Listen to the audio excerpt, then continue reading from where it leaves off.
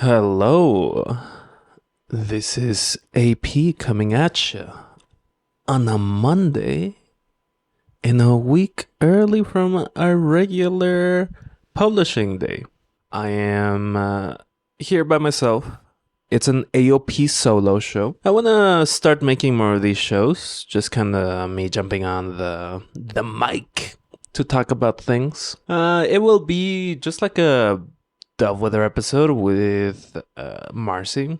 We'll talk about a piece of art or media or something and talk about it sincerely and bring some thoughts here. Maybe be a little lackadaisical with it. Maybe be a little prismatic with it. It's just a conversation. This is a conversation in between you and I, in between the media and I. This is a show that will be dropping once every month, just a little extra. Just think of it as finding an onion ring in your fries. And I do want to introduce you to the piece of media that I'm going to be talking about today.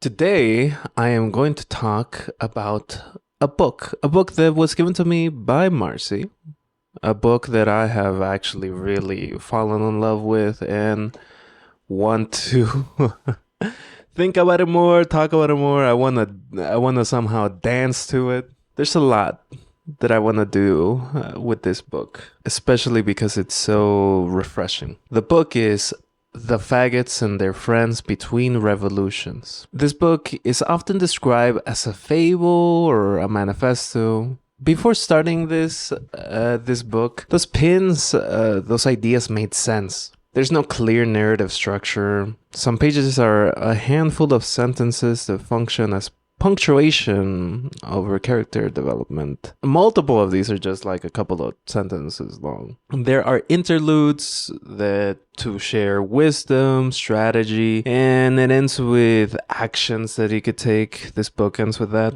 The wisdom is shared from different places, but one of them is from strong women. These strong women talk about giving away all your warm fuzzies to avoid cold pickles. I've heard that one before. Strategies that involve using privileges endemic to people passing as men to acquire space to eat in and to love in. Those places act as respites before taking action. Actions like jailbreaking some friends that have been trapped by the man. As the book progresses, the pin of a fable and manifesto gain their own friends. It becomes a regurgitation of ideas, a source of healing, a marker of time, a map for progression in America. In the book, it's called Ramrod. It's also a call out and call in. And there's a strict adherence to building connections. I mean, this book is so refreshing in 2025. Let me start with a little bit of background here.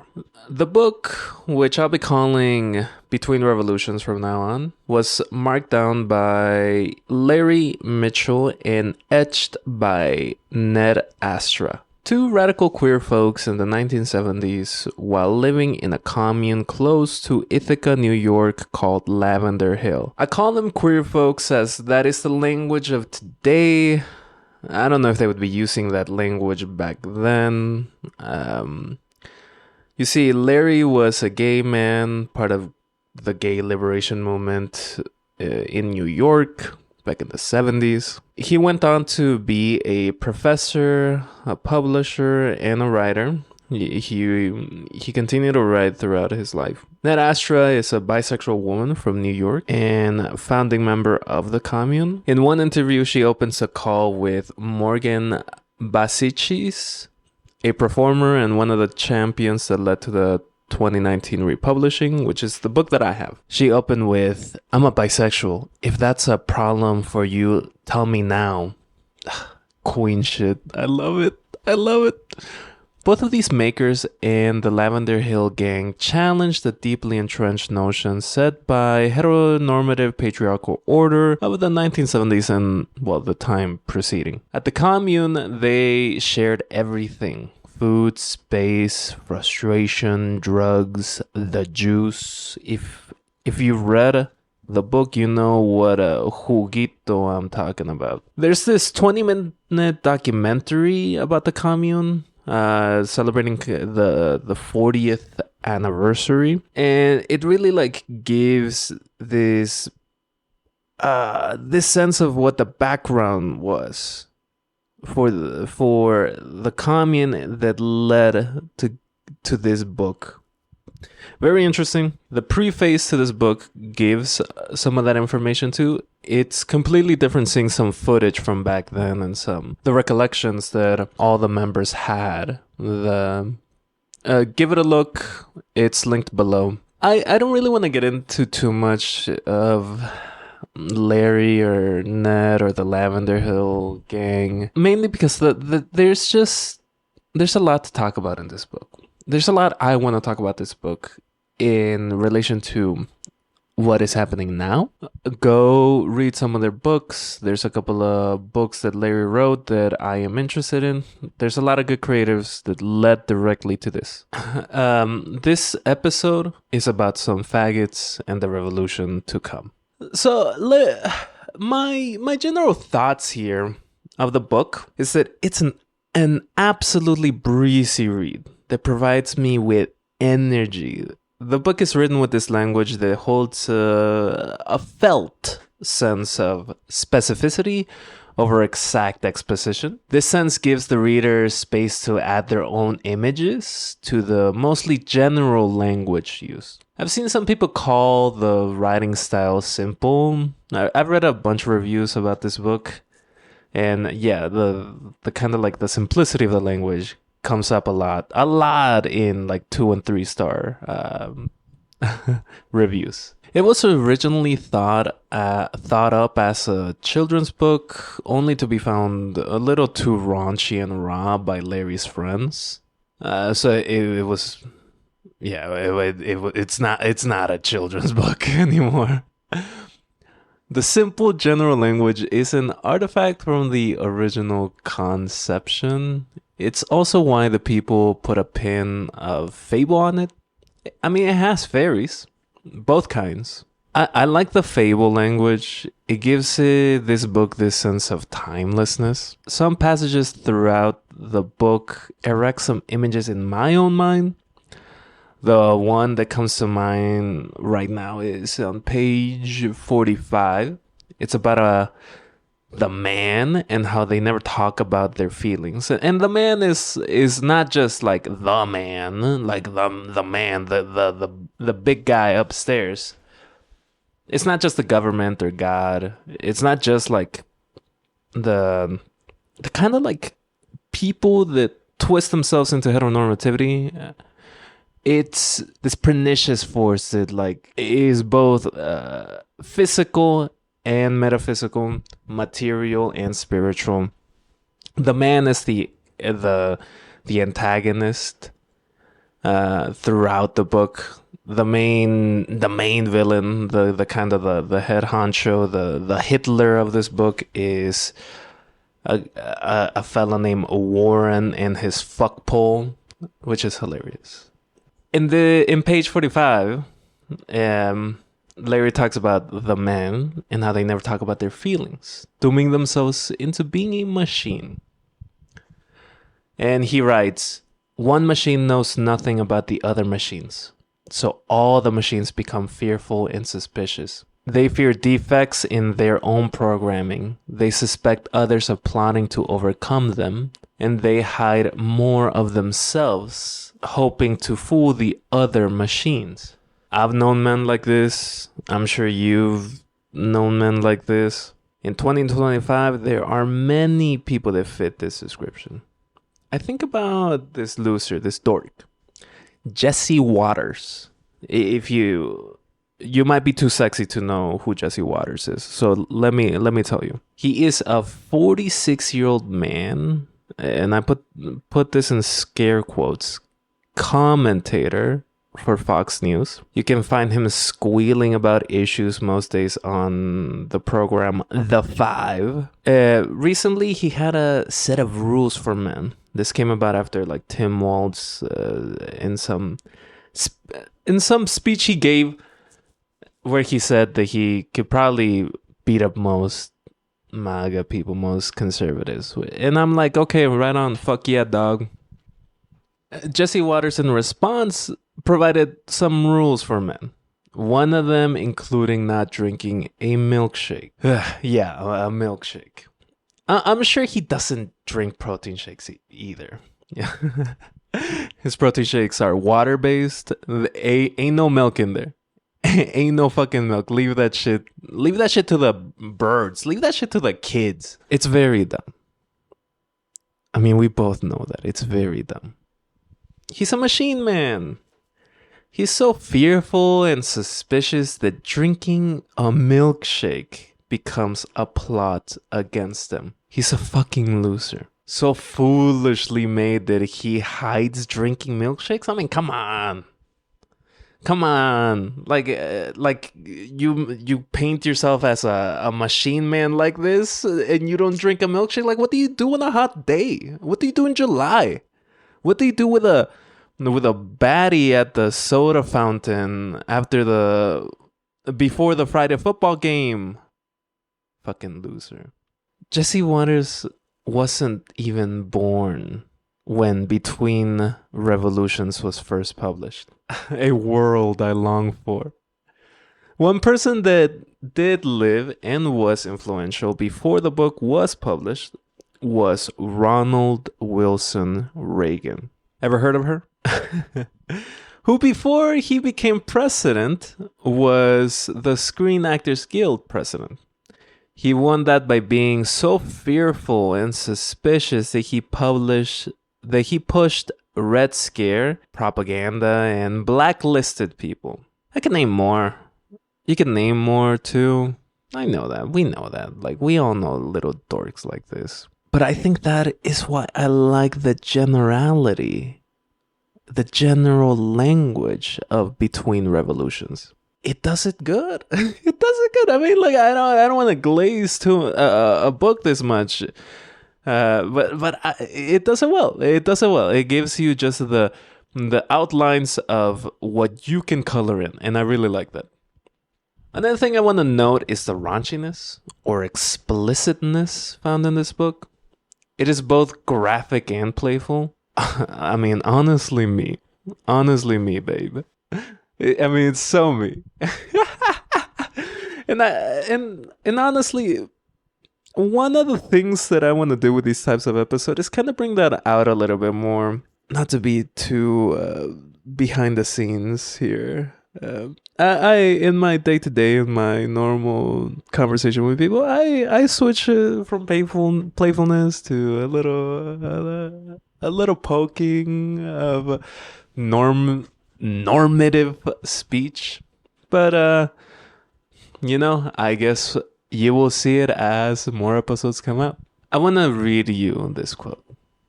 The faggots secure space where each can be anonymous, where all cocks are equal and all cock juice equally precious. Feeding the faggots, they call it. 2 rules govern these places of nourishment. First, all must remain quiet so the soft sexual noise can be heard. Second, anyone who is done must do. If you get, you have to give. I mean that's raunchy. I mean this is where they call out the juice, the cock juice. It's silly. I mean I know that, you know that. It's silly. It's a silly passage. It's graphic. It's radically welcoming. You know, it's not even just like a quid pro quo. It's kind of just like polite or like it's the rule of the road. If you're gonna bust, you gotta help someone else bust. I like that. I mean, I like that. It sounds like wisdom there, right? I mean, a man shall not live by cum alone, but by every word that comes from the mouth of gossip. I'm fairly certain that's how the Bible passage goes. There is so much in this of this raunchiness throughout the book. I think you should read it if like that kind of line read was just tickled you in some way. A lot of this book is just all of that. There's a lot of wisdom in here. The book is littered with standalone segments that share a thematic through line. These segments are called Faggot Wisdom, Women Wisdom, Survival, and Action, among other things. They're styled as chapter titles or interludes that leave faster than they arrived. It's a little scattered, to be honest. Which of course I like. A lot of the information provided is once again silly, but it's also encouraging, and it's like bursting with energy. So much of this is just fun energy. When the faggot wisdom pops up only a handful of times. The second time it pops up, there's some immortal wisdom given. There is more to be learned from wearing a dress for a day than there is from wearing a suit for a lifetime. I believe this, especially in 2025 with the abundance of transphobia. I have worn a dress before, but mostly humorously. Like many other dudes. Before what, 2014 maybe, something like that. Like when you as a fella, as a cis dude, just want to like be a little humorous, you throw on a dress. Like this was just a normal thing people did. It wasn't mocking. It might be mocking at some points, but it wasn't done to be a sting, a bite at the trans community. It was just a way that people made jokes. No different than if you're self-deprecating. It's supposed to be like a trite joke that people did. Not anymore though. Because of that, I have to admit I haven't taken this faggot wisdom to heart. At some point this year, I will add a dress to my regular bottoms rotation. If you're trying to join that bottoms rotation,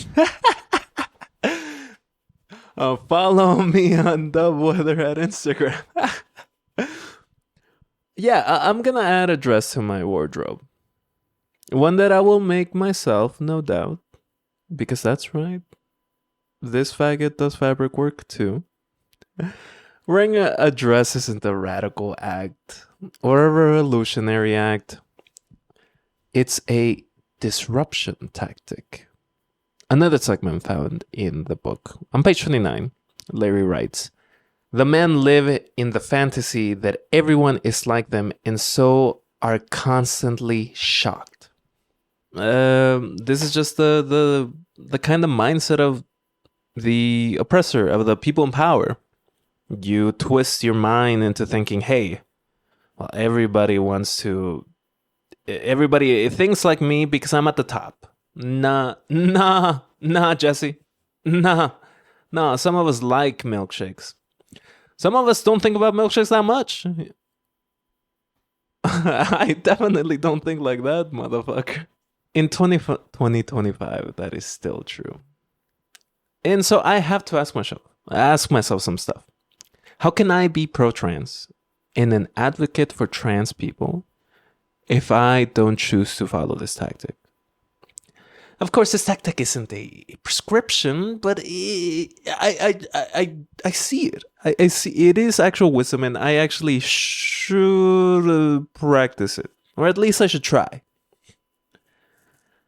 For someone with as much man-provided privilege, man in quotes, we're talking about the capital M, man, as me, I have to do it. I should do it.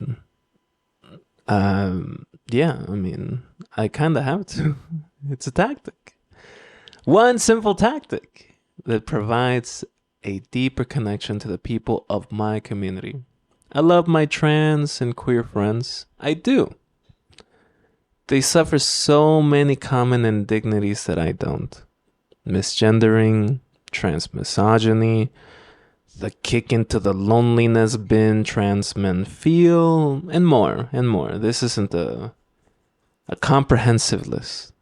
I've never suffered the stab of misgendering. Will wearing a dress cause people around me to start calling me ma'am? Will they use she, her pronouns? I don't know. I have to learn like the faggot wisdom request though. And I will. The other segment I want to highlight is women wisdom. All bangers, no skip. The first one lands with a reminder that progress is an arena filled with gladiatorial sands that are stained with our blood, drawn by the whip of the man. The strong women, through Larry, write, there are two important things to remember about the coming revolutions. The first is that we will get our asses kicked. The second is that we will win. Violence is the plaything of the man, of the right wing, Trump, Pam Bondi, your landlord. We are going to get slapped and kicked. It's already happening. No matter how peaceful or cute we are, we're going to get slapped and kicked. I think about Mahmoud Khalil. He's in some ICE detention center in Louisiana after being abducted from his domicile on March 8th.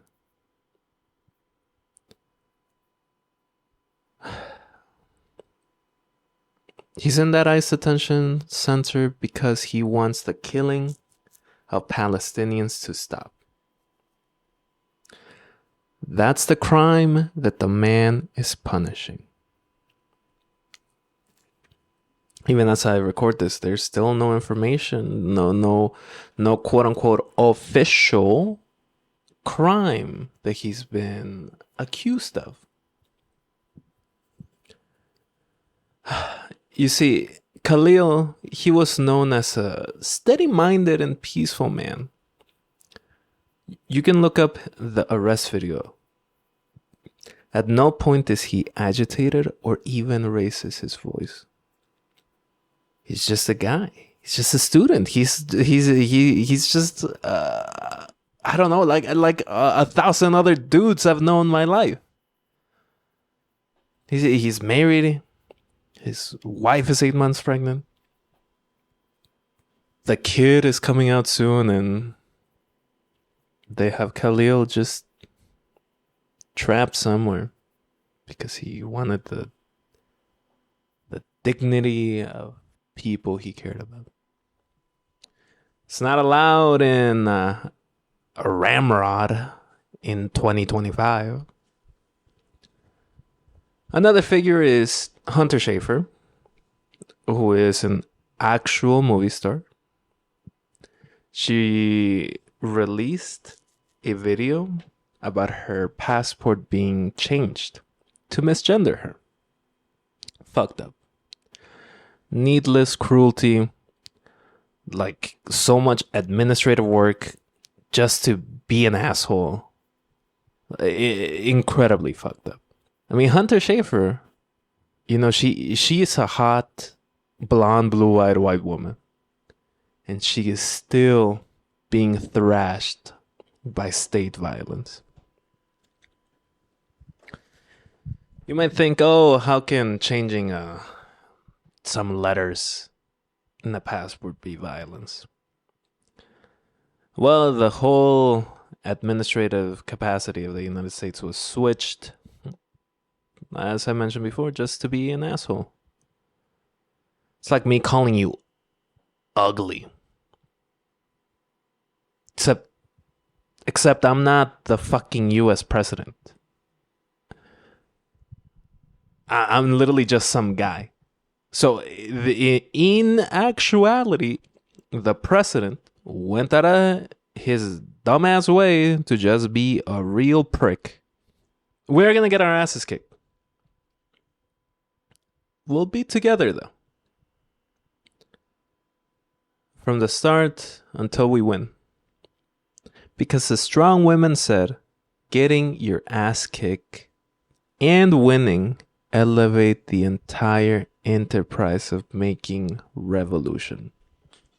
Now, this book is something that hit me harder than I thought it would.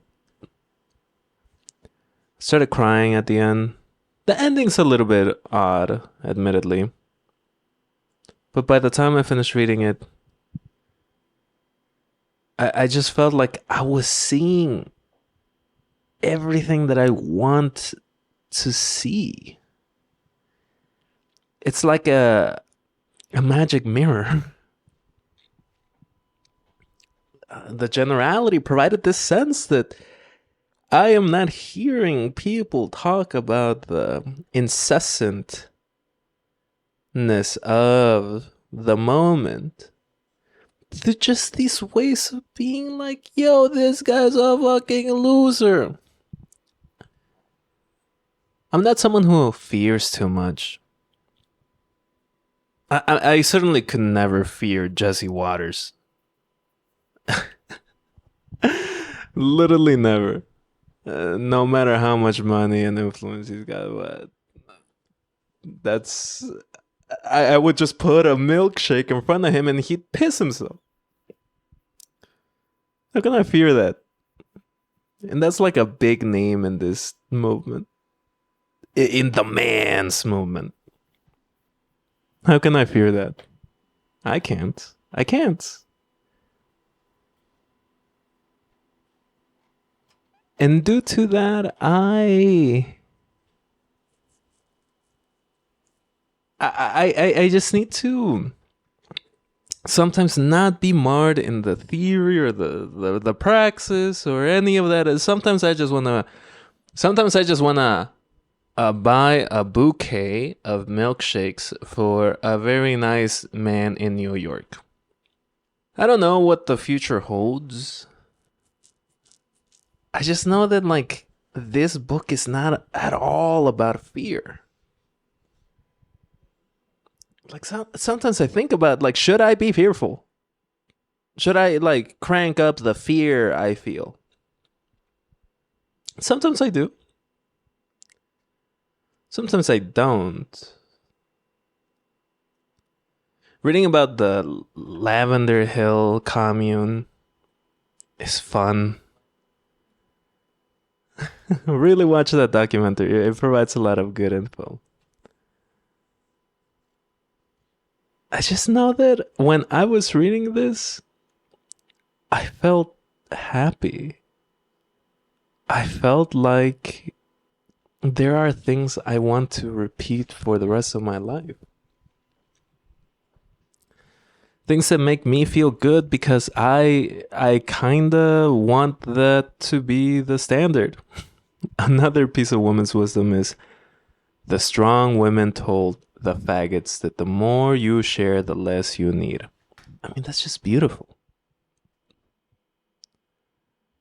Simple, general sentence. Absolutely. What should you be sharing? Your food? Your bed? Your blood? Should I be sharing my blood? Trick question. I've donated a lot of my blood already, and I will continue to do that. It is simple. In 2025, I think that level of simplicity is needed. There's been so much regression in so many different aspects of life that sometimes saying, hey, if you have eaten enough, you could give a slice of pizza to someone else. That might be enough sometimes. That doesn't mean I don't think about the more advanced things. I just like reading it in this, fable style language. That is a reminder that you and I, we're people. We have needs. One of those needs is food. One of those is shelter. A lot of the characters in here struggle with both those things. Just food and shelter. Incredibly elementary things to being a human being. Which is reflective of reality. The queer community is disproportionately burdened with homelessness and food insecurity. And that sucks. And that is because the man wants it that way. I mean, this is not it didn't just happen. The man, Warren, and his fuckpole in Ramrod passed laws and legislation that caused people to be pushed aside, thrown into a ditch, forgotten, and for them to be nothing but a distant memory in a whisper long ago. But that's never going to happen. Some of these episodes are going to be shorter. This is the first one. And as I get more experienced, I'll probably bust out longer and longer ones. I just want to end this here, though, by telling you that the Faggots and their friends between revolutions, it's refreshing. Go read it.